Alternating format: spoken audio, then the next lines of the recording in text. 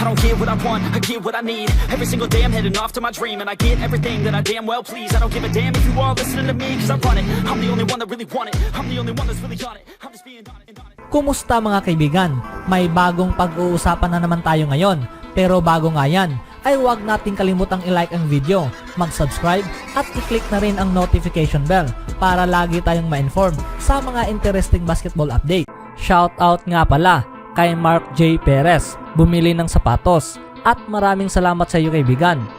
Ang Boston Celtics forward na si Jason Tatum ay nasaksihan mga kaibigan at napanood ang isa sa more thrilling performances sa NBA Finals history mula sa kanilang Game 4 matchup na kung saan itong si Stephen Curry ay pinangunahan nga niya ang daan para sa Golden State Warriors at pumutok ng 43 points outing. Itong si Tatum ay binantayan itong si Curry mga kaibigan at napigilan ang 6 na tira sa contest na kung saan ang two-time NBA MVP ay halos na ipanalo ang laban sa pamamagitan mula sa kanyang trio baskets sa series na ito. Ang magsalita during sa kanyang media availability sa araw na ito, itong si Tatum mga kaibigan ay napagtanungan kung ano nga ba ang kanyang natutunan mula kay Stephen Curry sa 4 na contest sa taong ito sa NBA Finals. Ang versatile Celtics scorer ay gumawa ng iilang panahon para purihin itong si Stephen Curry na isa sa greatest ever na naglalaro sa game na ito. Naayon pa nga sa detalye, sinabi nitong ni Jason Tatum na ang lahat nga raw ay alam na siya ay isang great player. Tama, isa sa greatest player na naglalaro ng basketball. Ginagawa nga raw nito ang lahat ng kayang magagawa para ilagay ang kanyang team sa best position para manalo. Alam nga raw nitong ni Tatum na siya ay isang great player bago pa man nagsimula ang series. At pagkatapos ng Game 4, alam nga raw niya mga kaibigan na siya rin ay naging isang great player. Itong si Tatum ay hindi man nakuha ang halos responsibilidad mga kaibigan para bantayan itong si Curry sa series na ito. Hindi katulad nitong ni Marcus Smart dahil sa 4 na games na ito sa NBA Finals, ang reigning NBA Defensive Player of the Year winner ay napigilan ang 15 sa total shot attempts nitong ni Stephen Curry mula sa 3-pointers. Itong si Smart mula sa kanyang parte ay hindi lamang ang shooting efficiency nitong ni Stephen Curry ang kanilang pinoproblema mula sa kanya dahil hindi lamang ito ang isa sa all-time great offensive players. Overall, nakikita nga raw nitong ni Smart na ang Warriors guard mga kaibigan ay gumagawa ng damage sa lahat ng aspeto sa court. Para kay Smart, itong si Stephen Curry, kaya nga raw nitong magkaroon ng impact sa laban mula sa passing, sa playmaking, itira ang bola at i-score ang bola. Nasa kay Stephen Curry na nga raw ang lahat ng package.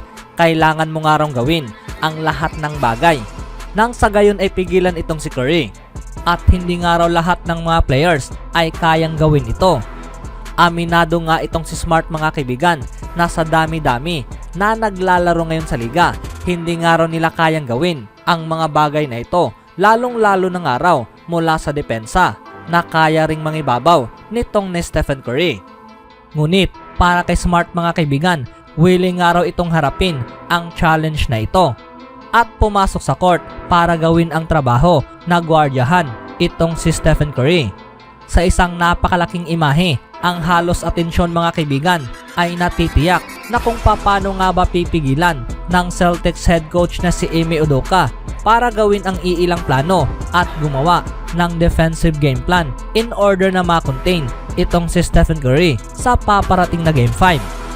Sa kabilang balita naman, ang Golden State Warriors ay halatang isang top tier team at isa nga sila sa isa sa best dynasties na nakikita sa liga. Naipanalo nga nila ang 3 championship during sa kapanahunan nitong ni Stephen Curry at pwedeng maipapanalo mga kaibigan ang pang-4 sa taong ito sa finals. Itong si Stephen Curry, Draymond Green at Klay Thompson ay nagkaroon pa rin ng success hanggang ngayon, ngunit hindi kaduda-duda na ang treyong ito ay hindi mananatili sa kanilang kapanahunan. At ito nga ang nagdala mga kaibigan mula sa iilang mga tao na silang naniniwala na marahil ito na ang huling tsansang may papanalo nila ang NBA title. Gayunpaman, Ayon kay Stephen Curry, kitang-kita mga kaibigan mula sa kanyang pananalita nang siya ay mapagtanungan patungkol sa Warriors Championship window. Itong si Stephen Curry ay inamin na sila ay marami pang natitira mula sa kanilang tangke. Ang kanilang team ay binubuo at pinapalakas kasama ang mga younger talented players na tulad na lamang ni Jordan Poole at Andrew Wiggins. Naayon pa nga kay Stephen Curry, sinabi nga nitong napag-usapan ng araw ito nitong huling araw at binanggit na marami pang araw silang panahon para magpakita at magagawa kung pag-uusapan lamang ang kanilang kayang magagawa, ang kanilang kayang magagawa sa loob ng court. Ang pag-usapan nga raw ang kanilang edad, marahil maraming araw ang magdududa, pero kung pagbabasihan ang kanilang ipinakita sa playoff journey sa taong ito, ang kanilang kumpiyansa ay magpapatuloy pa rin. Hindi kaduda-duda mga kaibigan na ang Golden State Warriors ay potensyal talagang matatawag na isang napakausay na team na kung saan ang mga younger players ay kayang suportahan ang kanilang original trio. Itong si Stephen Curry, Klay Thompson at Draymond Green ay naipanalo na nga mga kaibigan ang 19 NBA Finals games at naitabla na nga nila ang mga San Antonio Spurs legend na sina Tim Duncan, Tony Parker at Manu Ginobili para sa pinakamaraming panalong nakuha sa NBA Finals na nagawa sa alinmang trio nitong last 30 years. Bukod rito mga kaibigan, ayon kay Stephen A. Smith, inako nga niya na itong si Stephen Curry ay pwede nga rang malagpasan ang star na si LeBron James mula sa isang championship at sinabing pwede pa nga raw itong magkakaroon ng 5 championship ng 5 titulo kumpara sa nakuwang 4 nitong ni LeBron James, na kung saan sinabi nitong ni A. Smith na nakikita nga raw niyang ang Warriors ngayon ay kaya pang maipapanalo ang 2 or 3 titulo.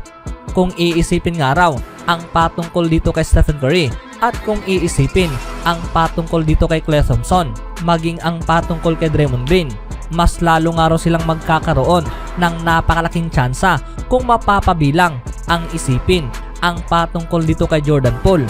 Lalong-lalo na nga raw ang dalhing muli itong si James Wiseman. Gustong-gusto nga raw nila ang chances ng team na ito. Para kay A. Smith, willing nga raw siyang sabihin mga kaibigan na ang Golden State Warriors ay kaya pang gawin ito, sabay ang paniniwala na itong si Stephen Curry ay malalagpasan itong si LeBron James mula sa kanyang karir. Sa ngayon ay hindi pa nga rin tanaw na kung ang Warriors nga ba ay mananatiling contending team sa paparating na hinarap. Pero ang kailangan nilang i-focus ngayon ay ang kasalukuyan mga kaibigan. At ito ay ang mai-figure out ang daan kung paano nga ba nila tatalunin ang Boston Celtics sa series na ito. Ang finals mga kaibigan ay kasalukuyan nga ngayong naitabla sa tuto. At kung titignan, hindi pa tiyak na masasabi kung sino nga ba ang mag-uuwi sa titulo sa season ito. Kitang-kita na ang Golden State ay ramdam na ramdam ang kanilang kumpiyansa at ang kanilang tsansa kasama itong si Stephen Curry na nanguna sa daan. Sa ngayon ay titignan na lamang kung kaya nga ba niyang may pagpatuloy at dalhin ang team na ito patungo sa pagkapanalo para sa Warriors another championship. Ano sa tingin niyo mga kaibigan? Marami pa kayang taon para sa Golden State Warriors? They said, don't fall, don't forget all the things you've been taught, you've been told. Don't blink, don't run, don't turn left or turn right or look straight at the sun. My mind's going